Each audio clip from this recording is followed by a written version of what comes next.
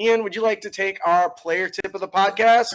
Oh, Don't be a dick. And you can avoid dickitude by listening to Ian with Role-Playing a Shapeshifter. Yeah. First off, role-playing a shifter, and we are talking about the player race for the record. In broad strokes, shifters resemble humans with animalistic features. Roar. Shifters are strongly influenced by their animal nature. This often means they have characteristics that are alert, fierce, and perceptive. They think and act like predators, conceiving of most activities in terms of hunting prey.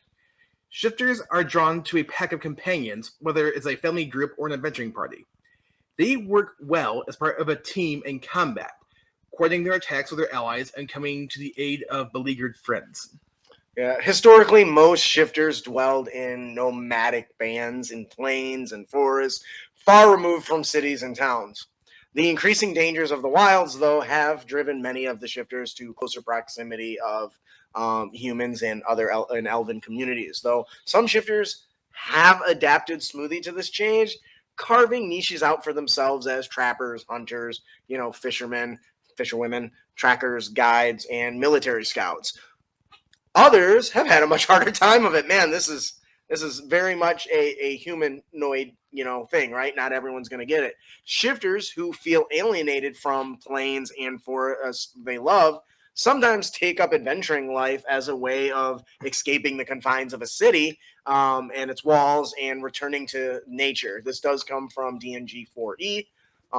What do you guys think about this? I think it's fun. And in the sense of, I think lots of people, how do I phrase this? There's a lot of people saying that people should have the ability to play races where they want to, which is fine. Mm-hmm. But I think a lot of players forget that, especially if you're basing a game in a particular setting. You can turn your volume down. That comes with certain expectations, and tips like these kind of remind people, like, hey, you're playing in this world. This is how things work here. Right. And that's perfectly okay, especially when all the players acknowledge that ahead of time. Absolutely. What do you think? I like the idea of I like the idea of the shifters who did not fit in, because of the idea of saying, I don't belong here. I belong out in nature. I'm going to become an adventurer, and I'm going to go out to where it's dangerous, regardless of how dangerous it is. Okay. Just because the way of how it is. That could also make it so that you could play as a more reckless character. Ooh, I like that. Perhaps. Mm-hmm. Oh, that's good.